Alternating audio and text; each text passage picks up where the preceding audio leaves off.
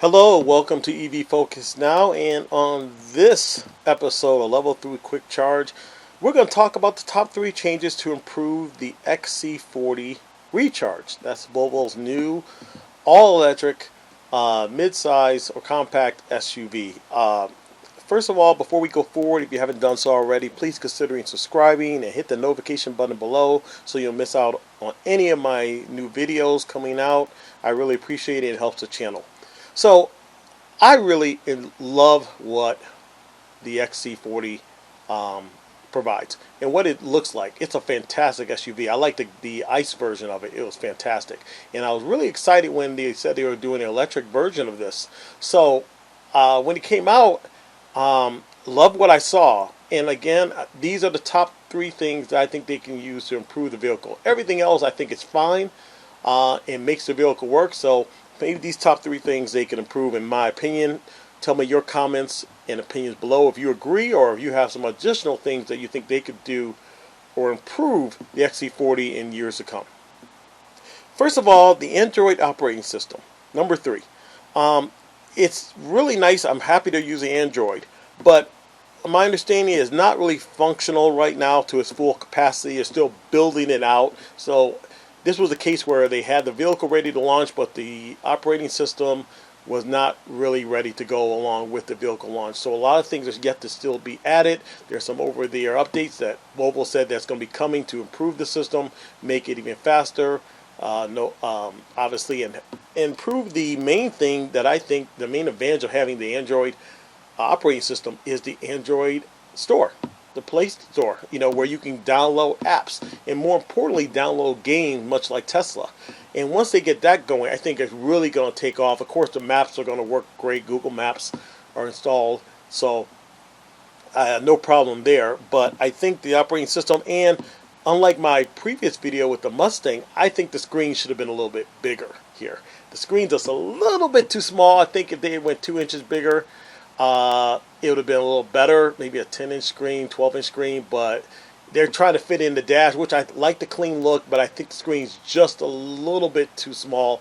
But it works because you can have the maps in the gauge cluster, much like you can with the Audi vehicles, the virtual maps on the speedometer screen, which I love. You can do that with the Volvo. So it could work, but I just wish the screen was a little bit bigger, but not a major issue. But more or less, the operating system is my main concern of one of the things they can improve. Number 2, the range. One of the most disappointing things when this car came out was the range. I was very upset to hear that it basically getting 201 miles of range, which, yeah, with the EV charging structure improving across the U.S., can it make it across the U.S.? Yes, but the range, it's 200 miles. I mean, come on. And what that really shows you is that it really highlights how good Tesla is on their battery technology. That this is a 70 kilowatt battery, and they're only able to get 200 miles of range, where Tesla on a similar battery is getting 320 miles, 326 miles of range. So it really shows you the gap there between battery technology between the 2 carriers.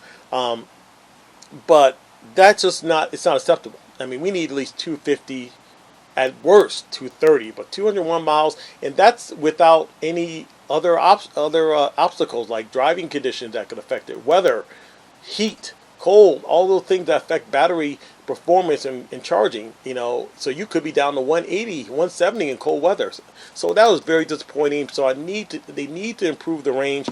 Maybe if they have to bump the battery up like Mustang has done, or other manufacturers, then do so and make less, bump it up to a 98 kilowatt battery or 88 kilowatt battery and make 80 kilowatts available, whatever, leave a buffer there. I believe there's a buffer in their system as well, so maybe they can unlock more later, but it's just unacceptable, and that's one of the things that really hurts this car, in my opinion.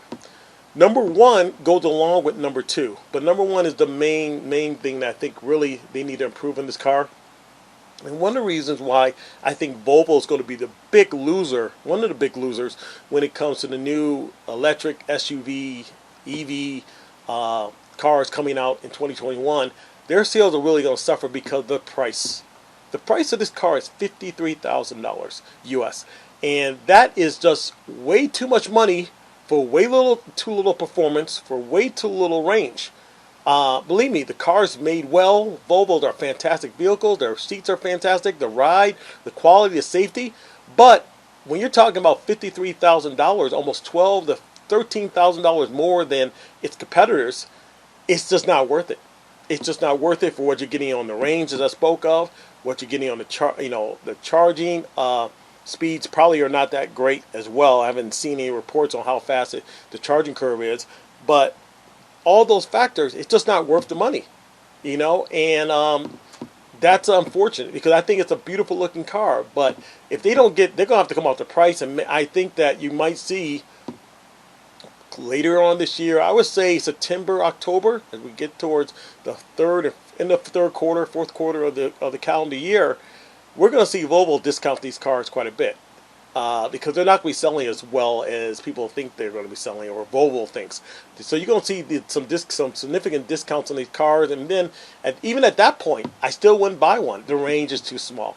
It's a problem all the way around.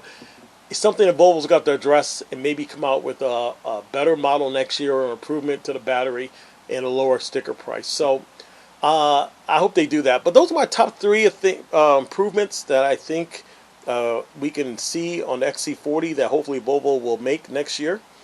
Thank you for watching.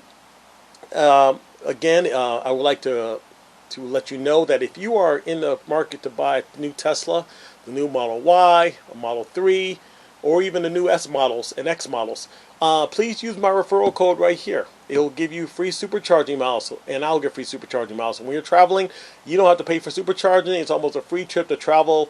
Much cheaper than gas anyway, driving an electric car. But now you only have to pay for electricity at all because you'll get free supercharging miles. So use my referral code below.